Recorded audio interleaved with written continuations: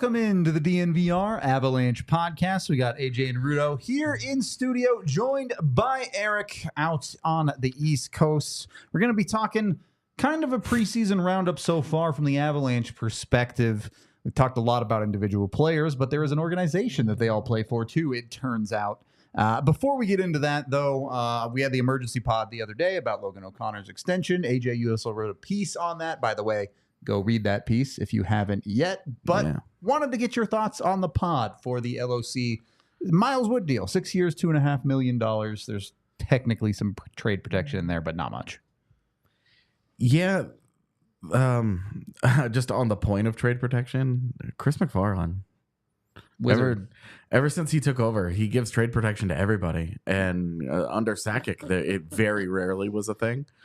But under CMAC, we see trade protection on more contracts than not at the NHL level. So yeah, I don't care. It doesn't bother me. It's fine. Especially it's when very it's limited. 16 lists. It's very limited. It's fine. As far as LOC for 6 years, look, I wrote this in my piece that Logan O'Connor would have been very justified going into the free agent market and looking for the kind of deal that Yakov Trenin got, which was 4 years, $3.5 million. Yep. That's $14 million. He ended up getting $15 million over 6 years. So when you compare those two, LOC is a better player than Yakov Trenin. Pretty definitively, I would say. He's better. He's funny to say this. He's produced quite a bit more than Trenin has. And the even strength defense, very good. And he's also a very good penalty killer. Yeah. So all the boxes that you would check out of Trenin, you also check for LOC. So when you compare those 1-to-1, you say, hey, he might have even gotten more than what Trenin did if he had a big year this year. So money-wise, it's a great deal. It's a great deal for the Avs and great deal for LOC. He gets $15 million. Yep. This is an undrafted player who's going to walk out of his NHL career with just about $20 million banked. And a guy who has that locked in now. Yeah. A contract stability to age 34. He'll almost be 35 when it ends. So. Long-term security. We used to make fun of David Poile when he gave out like the Colton Sissons deal. Yeah. And it turned out to be, hey, that's actually a really smart thing to do, especially when the cap is going to be going up quite a bit. You know that it's going to be going up quite a bit. The prices of these players, $2.5 million in 3-4 years is going to be is going to be like Pierre-Edouard Bellemare types, not Logan O'Connor types. They're going to be hard fourth line numbers, not, hey, this is a guy he moonlights in a middle six role, but he's truly a third liner. Yeah. A very good one, but it's a really good value for the Avs. Logan O'Connor was missed quite a bit last year. Again, I wrote this in my piece. Please go read it. But you look at the effect that he had on every line he was on last year. They all were better with him on it. And the penalty kill was multiple percentage points worse from his injury through the rest of the year. And that's with the Avs expending draft picks to go and get Trenin, Brandon Duhaime, guys that they needed to play on a penalty kill. It's interesting. I love that you bring up the Duhaime name. Not that Duhaime was bad, but he did not fit in the Avs system the way LOC has.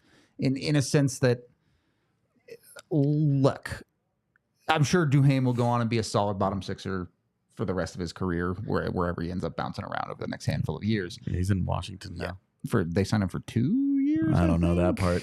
Either way, fine guy. But the Avs are somewhat of a unique beast as an organization, and they have a very specific brand of style of hockey that they like to play. Yeah. And when they find someone that fits, they fit. Yeah. And LOC is one of those guys. Why not? If the player is willing to do it, why not give him that extended term and say, hey, we're done with this spot indefinitely? I want to jump in. I'm anxious because it's exactly what I was thinking the time AJ was talking. And by the way, awesome article on O'Connor. So good job on it. And people go read it. It's awesome. It's nice to have articles now back that are, related to the daily stuff, not like, summer pieces are different, right? It's more about, this is about like all right, this is what's happening. This is what's going on. And then Rudo, as I'm thinking, you just said it. I think the most important thing to take out of your 1 minute example there, what you were saying, is fit. The word is fit. It's exactly what that is, and that's kept hitting my mind when you guys were talking.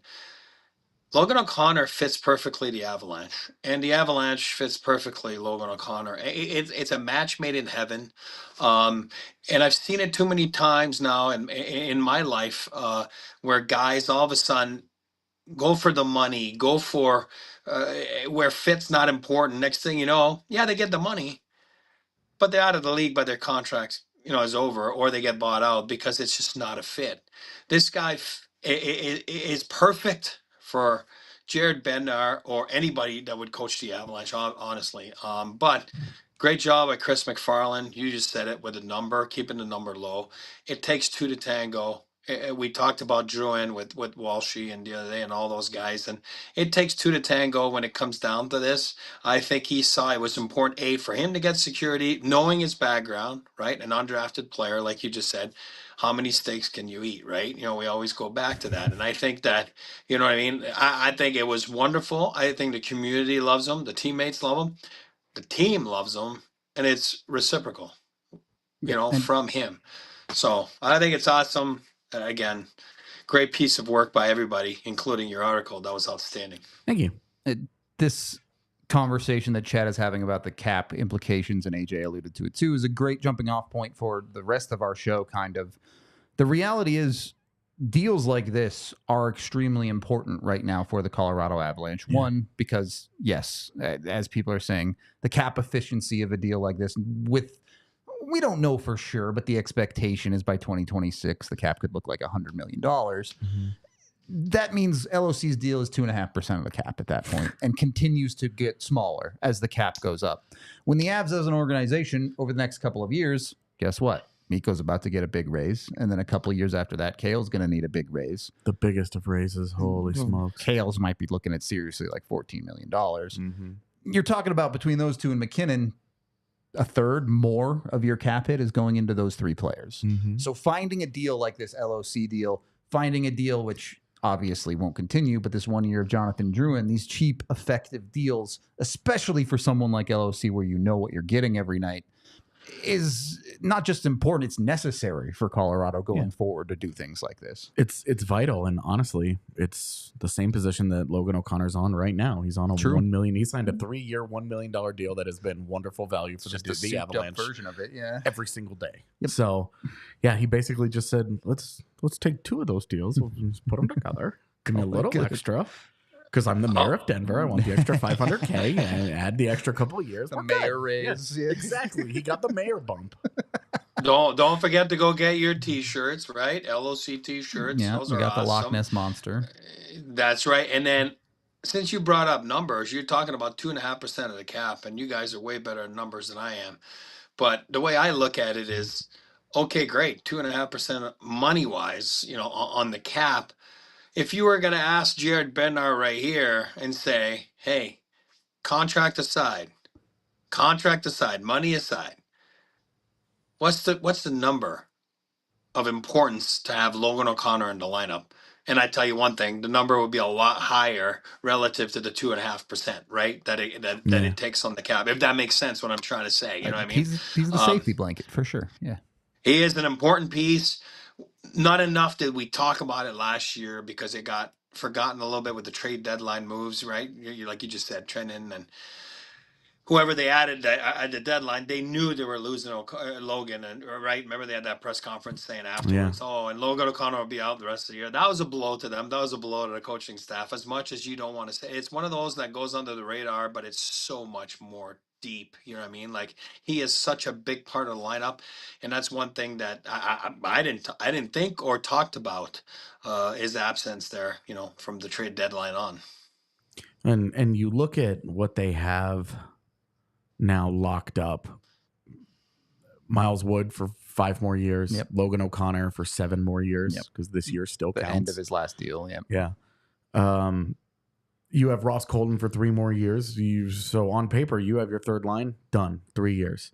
Nathan McKinnon is locked up Kesey Middlestat's got 3 years on his deal. So, and Taze. then, and I'm just going forwards at the moment, but if Landeskog ever gets healthy, he's got, I don't even know how many years 4 left. or 5, I think it's several years left. Nichushkin has several years left if he ever is able to get fully straightened out. Like, they could have a lot of their top 9, and when Mikko Rantanen gets a new deal, we expect he'll be locked up for the rest of his prime. Top 9 is basically just done at Yeah, that point. Jonathan Drouin obviously is desperate to stay. The Avalanche badly want to keep him. Yep. That is basically your whole top 9. Lekkonen's locked up for a couple more years. I mean, you're talking about the entire group is on the verge of being set. It raises Cal Ritchie questions for me, but yeah, for sure. We'll ignore that for now. You look at Logan O'Connor, you're talking about value. The value of LOC is huge. And the way that he fits opposite, Logan O'Connor, not great at finishing, not great at driving play.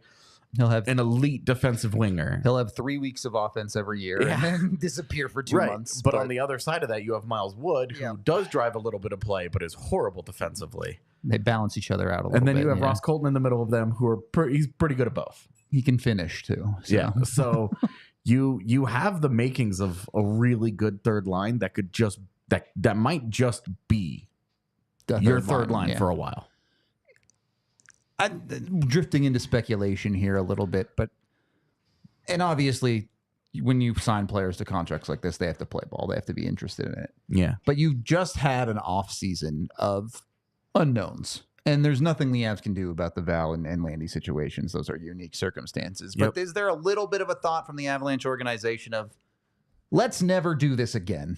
Yeah. Let's know what our cap situation looks like at the end of every season. Yeah, and you look at the guys that they are locking up, for the most part, they are guys they've had success with. Yep.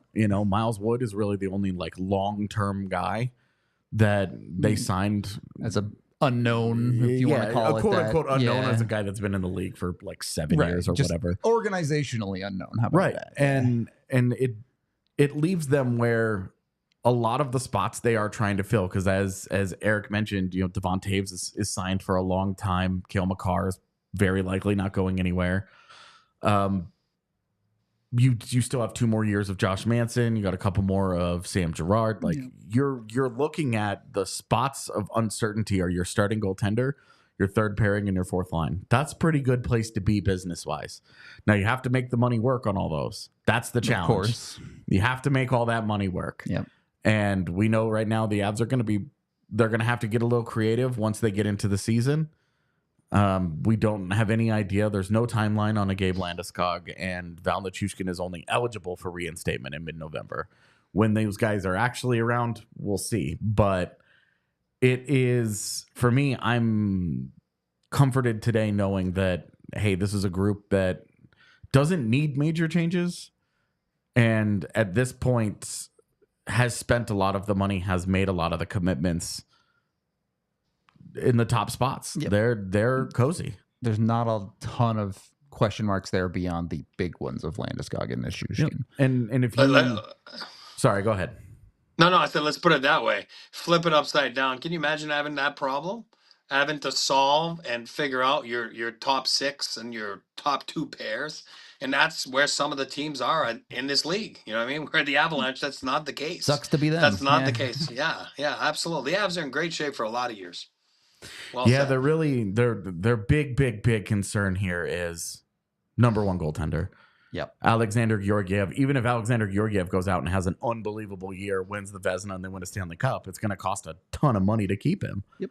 So they have been very cost efficient at that position in general. Their 1 and 2 goaltenders for years now have been among the cheapest duos in the league. Do they want to continue to do that? Do they find the next Grubauer, Georgiev? Do they go and find that guy? Or if Georgiev has a great year, do they run it back with him? If he doesn't have a great year, then you have to go find another one. Yep. It's on them to continue to try and find that position. And you almost want to be like, hey, let's not overspend on our third line and make it so that we can't get a good goaltender if one comes available. But that is kind of the box they've put themselves in here. It'll be interesting to see, I think, particularly how that goalie situation develops. Chat talking about Nabokov, who they just drafted, which realistically probably still 2 years away from being an NHL goaltender at least.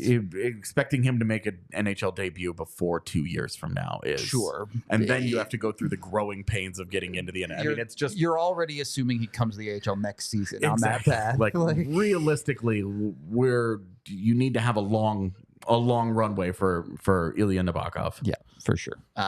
So on that note, if you are under the big pressure in an offseason like this, like the Avs front office might be, sometimes you got to kick back, relax after a day, and enjoy a nice Coors Light. The beer literally made to chill. The mountains turn blue on the can or the bottle, and you can get it delivered right to your front door at CoorsLight.com/DNVR, thanks to Instacart. You got to go get them. I was drinking them at the arena the other day. We went out for the Monday game because we weren't sure it was going to be broadcast. Turns out it was, but only half of it, but unless you were on Dallas's app, in which case all of it, but it was a watch along. It was a whole preseason hockey, man. Let me tell you, it makes me want Coors Light. I'll put it to you that way. Make sure you're getting yours. Of course, they're available everywhere, not just here in Colorado. And like I said, you can get it delivered to your front door with CoorsLight.com/DNVR. Please party responsibly. Coors Brewing Company, Golden, Colorado. Once you've had your Coors Light, make sure you're kicking back, relaxing, and enjoying sports with a little sports betting with Bet365. You can put in $5, or rather $10, and bet $5 on anything with code DNVR365 when you sign up for a new account, and you'll get $200 in bonus bets just for putting those $5 into a bet. That's $200 to play with. Bet on whatever you want. It's literally free money. If you win stuff, congrats. You're up a bunch of money. If you lose this stuff, congrats. It wasn't real money. Either way, just a good time with Bet365. So jump on it. They also have dozens of hundreds, even other offers when it comes to their bet boosts. We have a DNVR specific bet that we put out there all the time. And hey, the Broncos actually won the other day. So who knows? Anything is possible. Go get with Bet365 today. Use that DNVR365 code. When you do gamble with Bet365, you must be 21 or older, physically located in Colorado. And if you or someone you know has a gambling problem, call or text 1-800-GAMBLER today. Second period of the DNVR Avalanche podcast, and the actual topic I wanted to get into today. I think we've done a lot of drilling down so far this preseason of, this preseason is very important for Cal Ritchie on an individual level. This preseason is very important for an Oliver Kylington on an individual level. This preseason is very important for a Logan O'Connor to get back from his injury. Mm-hmm. Individual player level, there are a bunch of important spots. But how important is this preseason to the Colorado Avalanche right now? How important is it that they find real solutions for, at minimum, the first month of the season with guys like Nichushkin out? And how much of this is, hey, we have a couple spots to fill, but let's just get to the season at this point? Yeah, I think you just look at Edmonton at the start of last season when they were awful. Yep. You can't just say, eventually we'll get our guys that we are going to play, and hey, the first month of the season is it's whatever. Like it's important, especially in a division that's going to be as competitive as the Central. Dallas is still going to be very good. Nashville looks like the new kids on the block. Of money. Yeah. It's going to be a competitive division, and because of that, you want positive momentum going into the season, and with that, you want them to use this preseason to find actual solutions. Guys that can fit and play the roles that they're going to need them to play. Not just, we didn't have anybody else, so, we're going to put this guy in for a game and that guy in for a game, and you never build any cohesion, and it's a total train wreck. And you're playing three lines, and it's October 19th, and Nathan MacKinnon played 28 minutes for you. You don't want to be in that position again. You don't want to be in that position. You want to find actual solutions here. Guys that you feel comfortable with, that, hey, you're going to have injuries. It's not just about the first month of the season, but it's about further than that down the road. When you do have injuries set in, there are established cats that you can bring in that will be able to fill into your lineup and be meaningful contributors, and not just, you remember the 20 games of Dryden Hunt? You don't want that. Yeah. You want Jason Poland to earn a job here. You want Matt Steinberg to stand out and actually push for a job. You want Oscar Olausson. Jean-Luc Foudy. You want those guys to pick it up. Pick a name, yeah. Yeah, you want all of them to be better and to be meaningful options for you if you have injuries. So the preseason, to me, I think it's more important than it has been in previous years because of the direct translation to the start of the NHL season.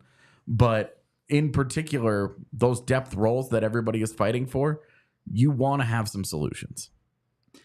100% agree.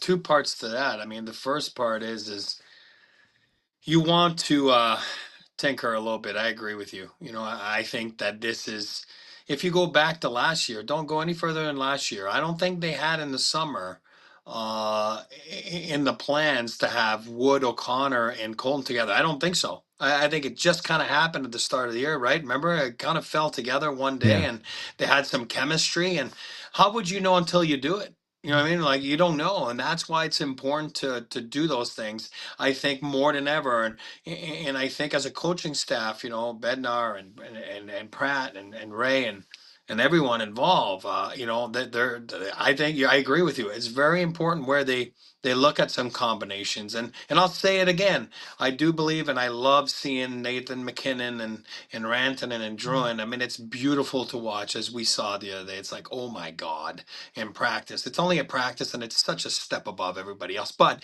I do believe I'd like to see a little bit of Casey with Mikko. You know what I mean? Just to see, you know what I mean? Just to tinker with it a little bit, because when the time comes, you're right.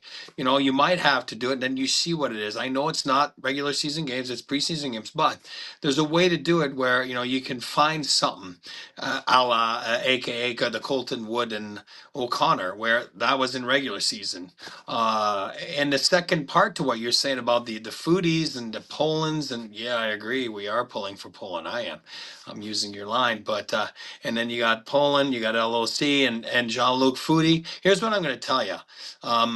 That I got since day one that I joined the NHL, and I was drilled into me by my agent at the time, and you know, it was more like, hey, I don't want to hear you didn't get your chance. You know, create your chance, and that's how this game works. And this is what I'm going to say now, and this is what I've said all those years that I work with the Avalanche too. Tell those young guys, like, I don't want to hear it. I don't want to get a phone call from your agent later. I don't want to hear you talking to the trainers or the equipment guys and what you're saying. Oh, I didn't get my chance. I only played 4 minutes, and I was with a fourth line guy. Well, guess what? It's 4 more minutes than AJ or Rudo got or that I'm getting today. So at the end of the day, you got to get what's in front of you, and you got to be a dog, and you got to go eat, and you got to go after it. And, you know, I saw some of it last game. For some guys, I'd like, you know, the names that you said there, I'd like to see a little more. I love that you bring up preseason versus regular season, because how many years have we gotten into January, February of the season, and the reality is Jared Bednar says, look, I'm going to play my best players to try and win hockey games. During the regular season, there is one objective for an NHL team, and that is to go 1-0 every single game day.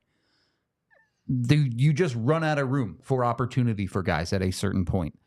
Whether that's right or wrong, we don't have to get into that conversation.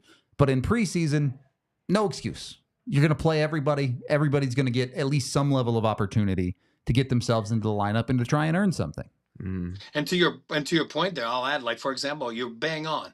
Sean Barons, realistically, Sean, if he's sitting in front of me, there's 10 guys ahead. That doesn't mean that he's not going to play in the NHL. But today, there's probably 10 guys ahead of you. But you might be playing today in preseason, your games, your practices, for what's to come in January, when injuries go down, when trades go down. And then they're like, oh, this is what Sean did here at this level, even though it was preseason. And next thing you know, this is what he's been doing the last 3 months in the American League. So it's all part of your resume. You're auditioning every day.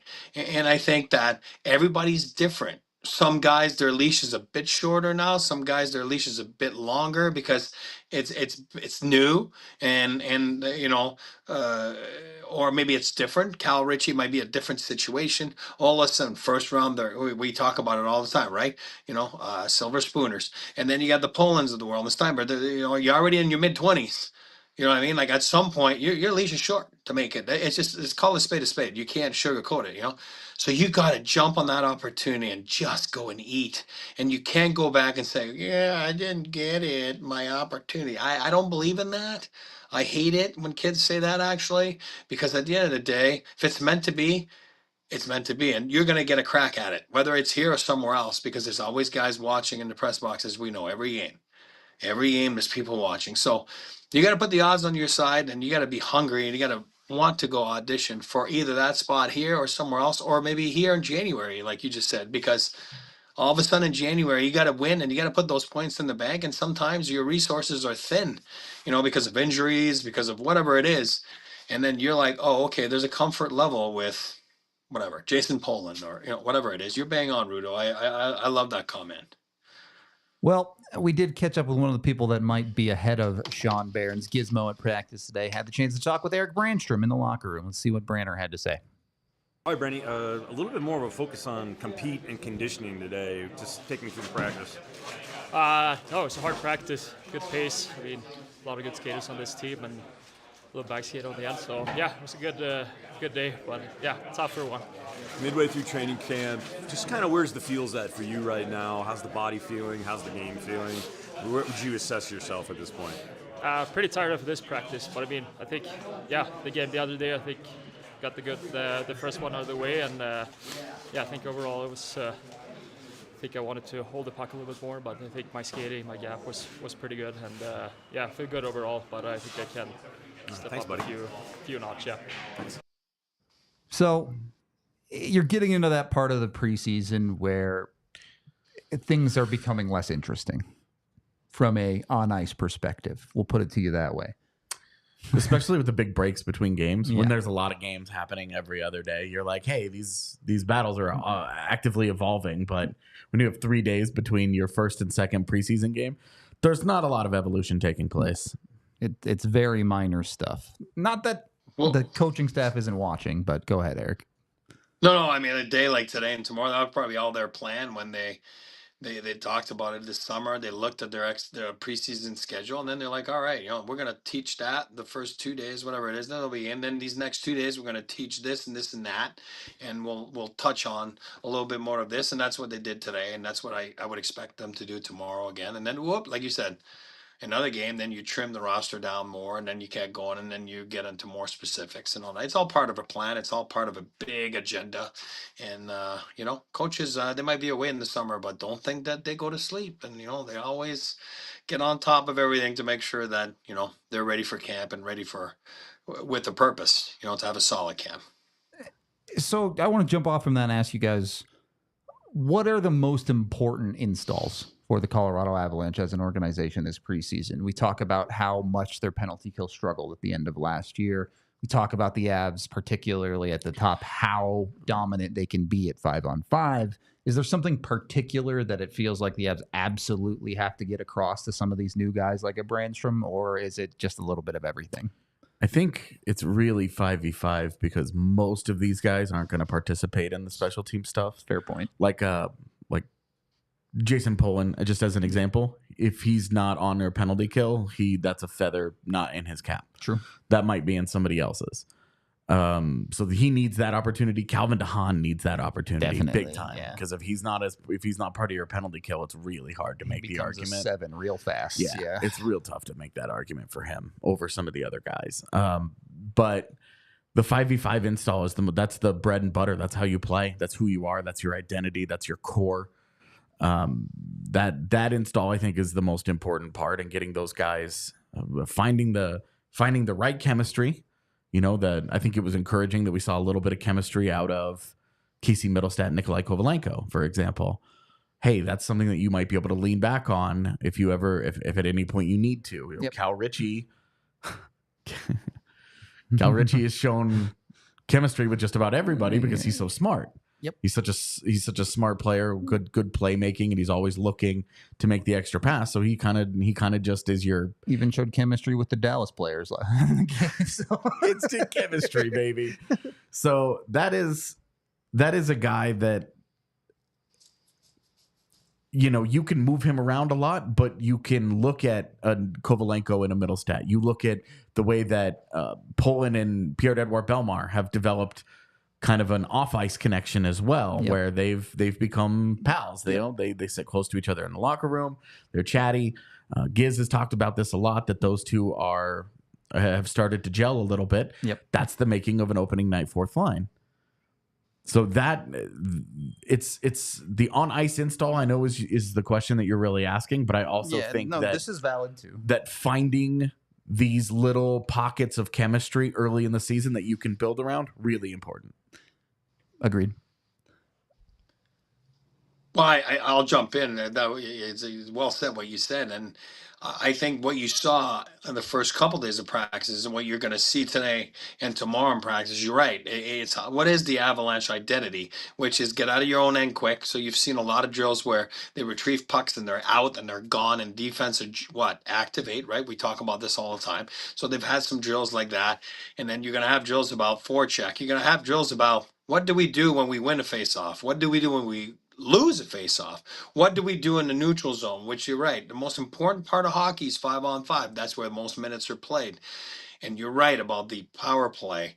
The guys are already on it. We all know those guys. They make the big money. I'm not worried about it. These guys are going to be there. But now you got to tinker with the loss of, Jack Johnson, with the loss of Cogliano. You're going to have to and then get better at it, quite frankly, and it starts in the net. And then how are you going to use the assets that are with you? Is it a Poland? Is it you just said it, Calvin DeHaan. That's why you signed Calvin DeHaan, because you're gonna use them on the PK, and that's where you go and eat your minutes and be a dog and go out there and get it in those preseason games. And as we see towards the end of training camp, which just started, by the way, you're gonna see a lot more special teams because they're crucial parts of the game. But the meat of a game is 5-on-5, and that's what they've been dealing with the first couple days before the first preseason game. And you saw some today, and then obviously you'll see a little bit more tomorrow. Avalanche style hockey. You see some people pick up certain parts of it quicker than others. In the preseason game, you saw there was one play where Dallas is coming in, entering across the blue line, and Eric Brandstrom knocks the puck loose, prevent defense at the blue line. If that doesn't look like Avalanche defense, I don't know what does. So put it to you that way. On that note, if you are looking for the best way to get down to Ball Arena to watch an Avs game, you need a Toyota. Make sure you get yourself down to your local Front Range Toyota dealerships today. They have a vehicle for everyone. Trucks like the Tundra, SUVs like the 4Runner, sedans like the Corolla, 17 different all-wheel drive vehicles. So if you're going off-roading or if you're just, going up into the mountains, you can have that all-wheel drive, particularly as we get into hockey season and the snow returns to Colorado. They've also got 16 different hybrid vehicles, which is the most of anyone. So you can go check out one of those if you want to be eco-friendly. Whatever Toyota vehicle you're looking for, make sure you find them at your local Front Range Toyota dealerships, because they are the official vehicle of DNVR and the official vehicle of the Colorado Avalanche. You can get one at Auto Nation Toyota, Arapahoe and Centennial, Corbin Toyota in Littleton, the Corbin Toyota in Boulder, Groove Toyota in Littleton, Mountain States Toyota in Denver, Stevenson Toyota East in Aurora, and Stevenson Toyota West in Lakewood. Toyota, the official vehicle of the Colorado Avalanche. Once you've got yourself into a Toyota, looking good and feeling good, look good, feel good, drive good. Does that work? I don't know. Sure. I don't know. More people could drive good. The drivers here have gotten bad, I'm not going to lie. But make sure you're not driving blind into the sun with your Shady Rays. AJ's always got a pair ready on him. He's never looking into the sun squinting. He's not a squinty boy, as they say. They say. The very famous saying. Go get yourself some Shady Rays today at shadyrays.com. And when you use code DNVR at checkout, you can get 35% off any pair of polarized sunglasses. They've been given a 5-star rating by over 300,000 people. There's hundreds of design choices to get. Also, they have some prescription sunglasses, too, if you are one of the blind people out there like AJ. So you can get in on that. And Eric needs a prescription pair, too. Let's be honest. Holy smokes. What? Eric is a squinty boy, for sure. Go get yourself some. Again, shadyrays.com. And the best part is, first 30 days, if you don't like them, you lose them or you break them, they'll replace them entirely for free. Third period of the DNVR Avalanche podcast. Look, I know that preseason probably not all that interesting to most fans, even to media members like us, by the third preseason game, we're mostly like, all right, let's go. Let's do this. Yeah. This is enough of the preseason. But which type of players is this most important for in the Avalanche organization? Because we know it's not important for Nathan MacKinnon. We know it's not important for someone like Mikko Rantanen. But when you look at the new guys who we've talked about a lot, and then you compare that to time for guys like Logan O'Connor, time for guys like Arturi Lehkonen that are coming off of injuries, is this preseason, Lehkonen I guess a little bit less so because he's not quite healthy enough, but does a player who's learning a new team get more out of a preseason like this, or does a player who's coming off of injury get more out of a preseason like this? Probably best to have Eric answer this first, as somebody who's Given that been he's in done NHL it, training that's camps. fair. Yeah. No, well, it's a good question. I would say that it's very important for new guys. It always has been. I lived it, been traded in mid seasons, whatever. But in the summertime, it's always nice to be traded, where you start fresh with the group and you have training camp. You got to remember, training camp is long. It's not like it used to be, but there's still, like you just said, six preseason games, and you're like, oh my God, when is this going to end? Like you just said, and I'm going to say it next week at some point. I'll fall in the trap, and we're all going to say it. But coaches love it. And they love it because that's the only time of the year where they really have a lot of time to work on their systems. Really, if you're talking to Nate or Mikko, guys that have been here 6, 7, 8 years, whatever it is, they know it. It's just a matter of, hey, let's apply ourselves, lead by example, which I think the Avs guys do. We watch practice at Family Sports, we see it. They lead by example by being first in drills, and they've been around doing it. But it's important because new guys, it's totally different. Calvin DeHaan, like we talked about, is a guy that's been around the league for 12 years, and you play in a different system. It takes a little bit of time. So training camp is awesome. It just gives you time to get acclimated. And Brandstrom, Kylington, same thing. As we know, the D play a different style of defense here in Colorado. And then, they want you to jump up and activate in the rush, and where maybe they've been to places where that wasn't really something they were accustomed to.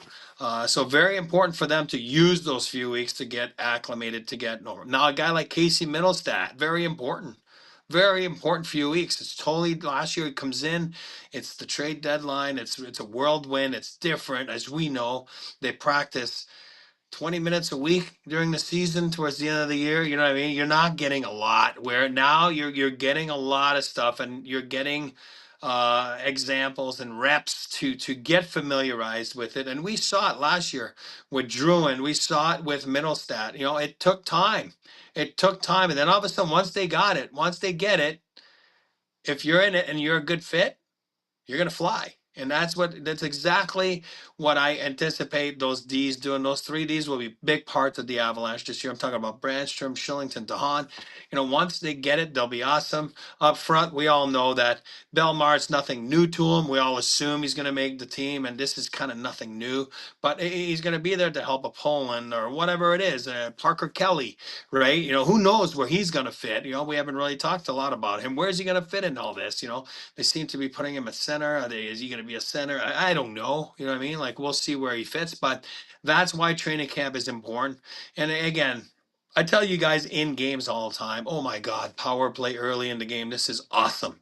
Why? Because, Nate and Kale and Mikko, they get to feel the puck. They get to touch the puck. They get to get into the rhythm of things in that game. Training camp is about that for those guys. They all know the systems. They all know everything. It's just about getting ready, getting acclimated to the new guys, making the new guys feel good, and then really being on top of their own game individually, skills-wise, and to make sure that everybody takes care of themselves off the ice. Those guys are machines, and especially the core guys of the Avs, those guys are in great shape. And, and lead by example and just be ready. Be ready. I used to always remember we had 10 games back then, and I remember asking Joe, guys like that, how many games you need? He'd be like, 1. That's all I need. And I get it. I mean, those guys, it's true. Those guys play so much. You know what I mean? Like, each game, they play 25, 28, 29 minutes a night. Yeah. You know what I mean? It's like, it's enough. You don't need that much more than 1 or 2 games. Well, and that's why I wanted to talk about the injury situation with Logan O'Connor, who, by the way, is fully healthy. I'm not trying to say that. But a guy who hasn't played an NHL game in a good long while. how much does a couple of preseason 70, 80, 90% games help? Because Eric, you always say there's no replacement for an NHL game for NHL speed. Does that make a difference for a player like that, or really should you just be dropping them in for their one game? No, it does make a difference when you've been gone for a while because of injuries. It's always, I wish Gabe could just play some games, right? You know what I mean? Like, unfortunately for Gabe, the timeline 2 years ago, whatever, or like, it was always like, oh, he's going to come back for the playoffs. And you're like, oh man, he hasn't played in the year, like jump right into the playoff, which is so different than a preseason game. I'm talking about the pace, oh my God.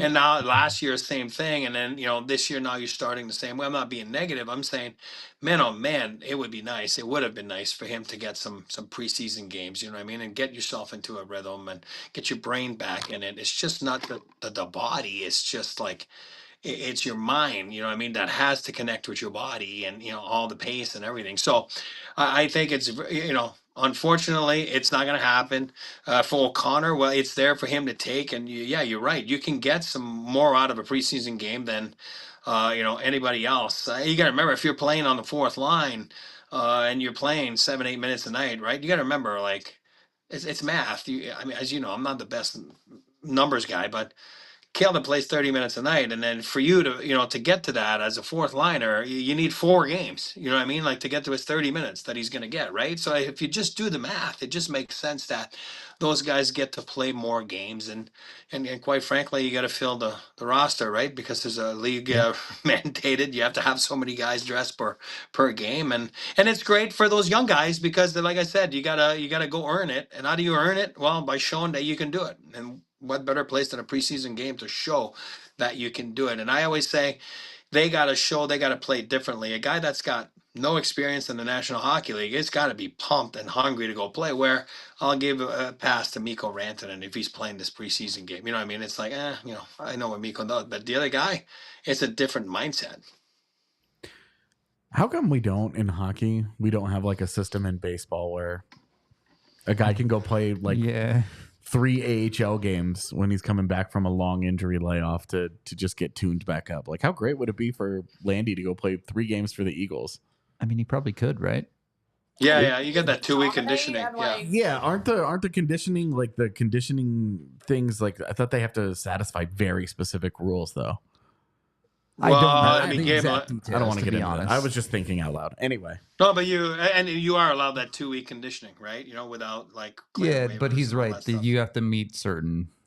It's like you would meet. Anyway, it would have been fun to be like, hey, we're gonna send Lecky and Landy to Loveland for a week of Eagles games. The best week of Eagles hockey of all time. The highest scoring Eagles players for the entire year. Yeah, dueling hat tricks or something.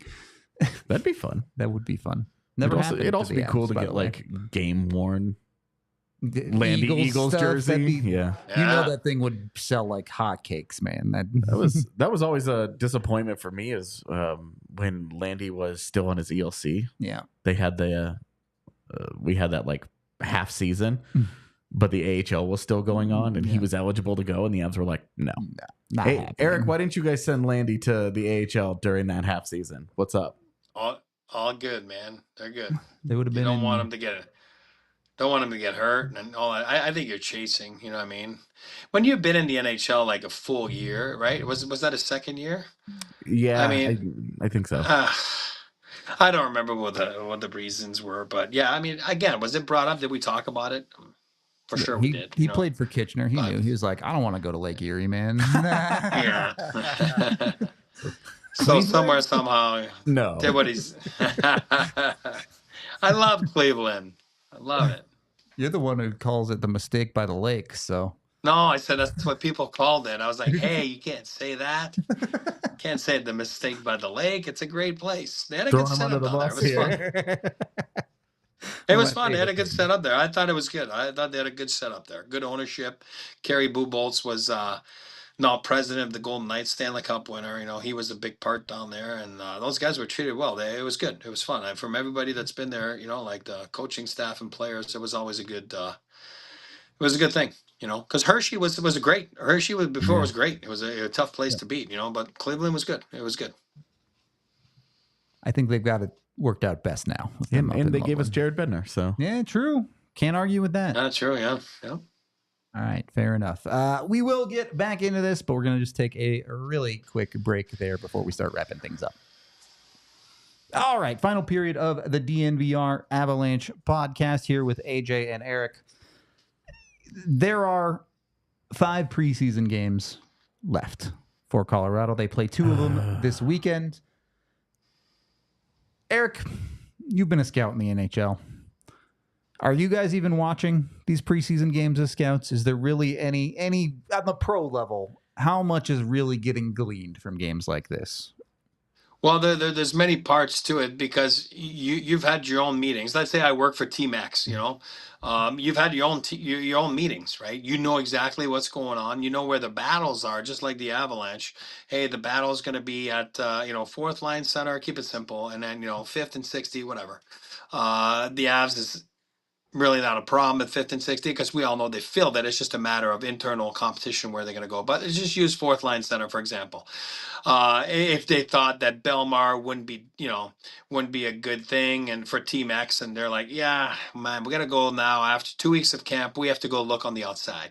So there's many parts to it. There's, they look at the depth charts. They look at everything that's who's going to have to clear waivers, who's going to have to, who's not going to earn a spot for the Buffalo Sabres or Boston Bruins. And then you start looking at rosters like that. Then you start sending guys out with that purpose of, you worry about your own team, you know what I mean? So it's like, okay, we really need a 4th line center. We do believe that, this team, the Avalanche, this guy's not going to make it. Chris Wagner, I use that as an example, and, he's a perfect fit for us. He's going to have to clear waivers, and, waivers will be an option for us. And waivers is a big option. That's why you see a lot of movement in training camps at the end of training camps, because of you have to put in your 23-man roster. And sometimes maybe their Cal Ritchie and their organization is not ready. After camp, they're like, yeah, he's not ready.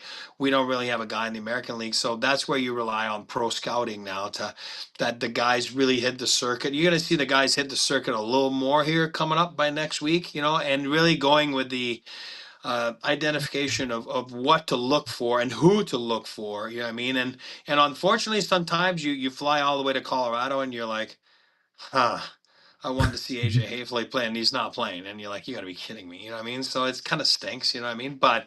And then it's like a double-edged sword, because, there's not a lot of transactions for players like that are going to be bubble roster guys, because you would know, you know what I mean? Like, so if you're calling whatever, because they know you're going to be interested in, on to claim him on waivers, right? So you don't want to show your cards and all that kind of stuff. A lot of people are like, I don't want to trade him. And then you're like, okay, but he has to clear waivers. And you're like, well, how do you know we're going to put him on waivers? You never know, right? It's a cat and mouse game a little bit. You don't want to show too much. But you'll see pro scouting a little bit more next week, where all of a sudden you're identifying, zoning in on guys. And that's why I say, Jared Belmar, he's on a PTO with the Avs and stuff like that, but don't think for a second, and we all know we're assuming he's going to, sign, but what if it wasn't a slam dunk, and maybe it's not, maybe we're way out in left field, but there's other teams that are coming in and saying, oh, let's see what he looks like, you know what I mean? And if the Avs don't take him, then we'll offer him a deal. And we've seen it so many times, right? You're released from your PTO, next day you're signed by somebody else. So it's because you showed in those preseason games that you were up to snuff, you were ready to go. So I think there's a lot more happening here coming up in those next weeks. We're early in the game. It's usually some younger guys that play, right? Those first, second, or even junior guys, but they go back to juniors, and you'll write a report on a depth chart guy, you know what I mean? And saying, hey, listen, the kid, let's say Max Kern would have played, so it's like, hey, nice pick there, 5th pick, 5th round pick. Who knows? Maybe he's, let's keep an eye on them. Our junior guys, our amateur guys this year. This could be a prospect. All of a sudden you become like an important prospect on the depth chart. For the Avalanche, in the sense that throughout the league, if you were a B prospect, somebody might say, I know, this guy's an A prospect, and then your color changes on your profile there in RinkNet, you know what I mean? So it's very important for those guys to be on top of rosters, and pro scouting and amateur scouting. They do an unbelievable job at hitting the pavement running here coming up this weekend. It's a long year for them. I wanted to ask you guys, when you look at some of these players, and AJ, you and I talked about this after the first preseason game a little bit. Well, no big surprise. Pierre-Edouard Bellemare has an A on his chest. Yoel Kiviranta has an A in his chest. Feels like some of these spots might be a little predetermined already. If you are a Jason Poland, I think Ritchie probably has a little bit more opportunity, just given his silver spoon status, as Eric would say. But realistically, if you're one of these guys fighting for a roster spot, how much are you actually fighting for? Is there real opportunity for someone like a Jason Poland to earn a full-time roster spot? Or is this more of a, hey, there's an opportunity for you to be in the lineup for the first couple of games, and we'll see? Yeah, I think you're fighting for all of it, right? Okay. Like, I think it's absolutely important for Jason Poland because, we know that Jared Bednar loves Yoel Kiviranta and that he's going to be on the opening night roster. I just don't think there's any way we're getting around that. But I know. if Kiviranta goes out there and he has a bad 15 games and Jason Poland keeps doing what he's doing down with the Eagles. So you're looking at beyond just the first couple of games. Yeah, even. because we know that Jared Bednar, he takes a long look all preseason at guys, and he keeps that in mind. He does. Up until about December, he will consistently refer back to, hey, we really liked his camp. We really think, we thought if we had an opportunity, we're going to give that guy a shot. Riley Tufte last year is a good example. Yep. A guy who had a good preseason, kind of made a name for himself, and the Avs were looking for a reason to, hey, let's put him in the NHL. Let's give him a couple of games. Let's give him some looks. And it goes how it goes. Sometimes it goes well, sometimes it doesn't. But you just keep working. You absolutely need that. Ryan Graves is actually an interesting story because Ryan Graves was expected to be pushing for a spot with the New York Rangers all these years ago now. And he had a poor camp, and it turned into a poor season. You never saw him again. And he ended up getting traded to Colorado, where he was decent for the Eagles, and then he has a good camp, and he just slowly worked his way back into it, into the mix, and then just the consistent body of work, doing what he was doing, eventually got the look with the Avs and ran with it, and has had a very solid NHL career. Yep. So for Jason Poland, you just have to, one of my favorite things that Eric says is you just don't do math, right? He just has to keep plugging away doing that thing. And it's not just Poland, it's Foudy, it's Olausson, it's all these guys. Yeah. But especially Poland, because he's the physical fourth line guy that we think could do that job. Yeah. He's building that chemistry next to Belly.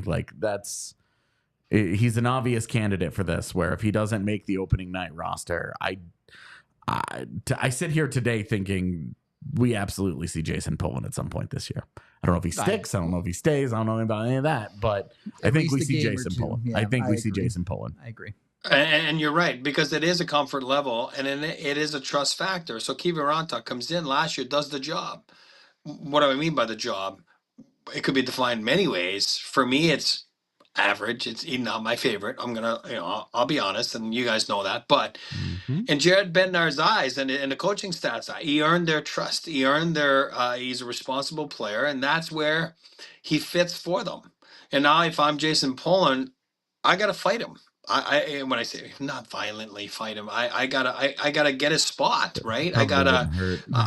No, but you know what I mean. I gotta fight for that spot. I want them to get that trust. I want them to trust me better or more than they would in Kiviranta. And that's where the battle is. And you're right. You put your head down, you go to work, and you can't do math, but you just hope that you are a trustworthy player better than the guy next to you, which happens to be Kiviranta. And then the name you brought up is so funny because it's pertinent to the last question. You asked me Ryan Graves. I can remember going to the last two preseason games for the Avalanche that one year, and there must have been 20 teams here, and I'm like, what is going on here? Because I'm the only local guy right at the time, and Brett Henning with Vancouver, and I'm like, why is there like 20 guys here? And it's the same thing. They're looking at you, and then they're like, well, I mean, and then they'll go to the bathroom, they have a coffee, and they look at you, hey, what's this Graves like? You know what I mean? Then you're like, oh, I get it. That's what they're doing. Everybody's here to see Ryan Graves. And then that was my guy with Calgary saying, guys, we got to claim him. We got to claim him. There's no way he's making the roster. We got to claim him. And we never put a claim in because of the contract situation with the 50 contracts. And we had to, as you know, we claim someone, you have to drop somebody else. And they felt that they weren't getting their lineup better. Easier said than done beforehand. He hadn't played an NHL game. He had played one or two games, whatever it was. So, and nobody claimed him. You know what I mean? And everybody was there. Nobody put a claim in. And then he went to the Eagles. Then he got called back up and then never went back down.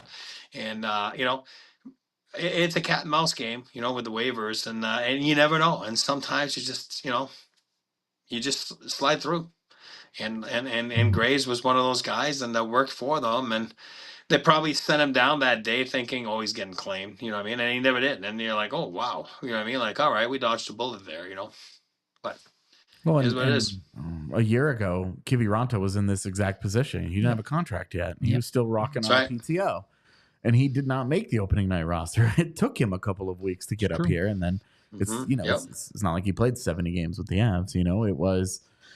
It took time for Kylington, but he just had to keep doing what he was doing. He had to keep proving his worth, exactly what he could do, how he could help the team. And eventually he got that look. He earned the trust of the coaching staff. And here we are a year later. A year from now, Jason Poland could be in the position that Kylington is in, and Matt Steinberg could be in the position that Poland is in today. That's the system working. I guess the point of doing this show that I wanted to get all this out there is that however you feel, people like AJ and I might feel a little bit resigned to players like Belmar and Kylington making the opening night lineup. Belly, cool. Kivy, ugh. Either way, whether we're right or we're wrong, on the other side of it, people might be a little bit overhyped about some guys like an Oscar Olausson or a Cal Ritchie. I mean, look at last year, Riley Tufte. People thought Riley Tufte was the very good, and he got NHL games and scored a goal that did not bear fruit. Yeah, it went off the inside of his shin or something. Hey, that first game was all right, and then he fell off a cliff. Exactly, but it did not bear fruit. But that's the preseason for you. Yeah, no, exactly. And my point is, try and find a little bit of even keel and keep it on the middle. Yes, if your player looks good and he doesn't make the lineup right away, that doesn't mean he's out of the running for a spot as the year goes on. Definitely. If player looks great and starts in the NHL, that doesn't mean that he's about to pop off this season necessarily either. Connor Timmins made the team, stayed up for 2 games, and was gone again. Yeah. So there's a little bit of give and take, a little bit of reality that the Avs still have a lot of decisions to make when it comes to the actual organization of their depth charts on this season, particularly on that forward side where we're talking 8 deep guys that they need to sift through. They have 20 cuts to make. They have 20 plus cuts to make left. Long way to go. Yeah, that's a long way to go with for you to really get to your lineup. I would say 15 of those cuts are probably easy. Yeah, but there are a lot of decisions to make after that. Yeah, Eric, what are those conversations like with some of the last cuts? Are there talks with those guys where they say, "Hey, we're sending you down, but we expect you to be back up here at XY date"? Oh, absolutely. I mean, it's happened to me as a player. And obviously working with the Avs, it's exactly what you tell guys. It's like, hey, you know what? Keep your head up. You did what you had to do. You're making us make decisions. That's why we use that line all the time. And you know what? We can't promise you anything, but I'll tell you one thing. You've earned the right to be back here. I don't know when you'll be back. Is it next week? Is it in a month? I don't know. But we're certainly going to have to look at things. And, they're basically telling you we're going to make moves here to make room for you. You know what I mean? And in the meantime, you got to keep working. You got to be on top of your game. You want to be the guy that's on merit. If there's an injury that goes down, that you're still the first guy to come and, like they told you. And at the end, if you're not, then you can't raise hell or whatever it is. You just got to stay focused. You got to put your head down and keep doing what you're doing. But you're right. When it comes down to that at the end, there are some tough, difficult decisions to make. The waiver wire is always one of them where, Malinsky, if you're going down, you got to clear waivers, right? So then all of a sudden that works in your favor as a player. That's why the waiver wire rule is there, right? So where Sean Barons doesn't, you know what I mean? So Sean, you're the guy that's going. But I was better than Malinsky. I'm using an example. Yeah, you were awesome, great. That's not how the NHL works. I mean, it's about assets, and we can't lose assets, and we want to make sure that we're doing the right things. And now it's just an internal battle. And when it comes down to that, there's going to be some tough decisions to make. You know what I mean? Like, again, we're saying talk Belmar. You know what I mean? Like, we're saying he's going to make it. We're saying it's a slam dunk, and maybe it is for the coach. But then all of a sudden, the upper management's like, no, No, we don't see it. And then there's a battle, right? I mean, there's open discussions. There's, you can't always be all on the same page. That's not healthy. And you're hoping that, and we know, again, as we know for a fact that it's not all on the same page when it comes down to the Avalanche, because you have to have those discussions, and then you got to bring analytics into it. You got to bring everything into it. And is this the fit? Is this going to be good? And is this interesting to do something else? And, or do we already have someone that can do it? And then, coaches always lean, from past experience. They're always going to lean that experience. That's just a fact. The Jack Johnson effect, right?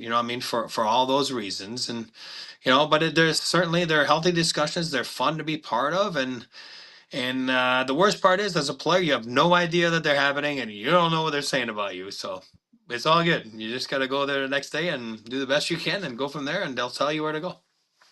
The end of the day, the NHL is always a business. We do have to get out of here for today. I saw y'all talking about the shirts in the chat, like the Halifax homies. If you want yours, store.allcitynetwork.com. Go check it out. Make sure to like and subscribe here on YouTube. We're back tomorrow to maybe talk expectations out of some of the guys we talked about today. And then hopefully we should have a post-game for you Friday, but we'll see on the availability of the game. Expecting to. Put it that way. We appreciate y'all, and we will talk to you in the next one. We all silly like the mayor. All right, let's walk across.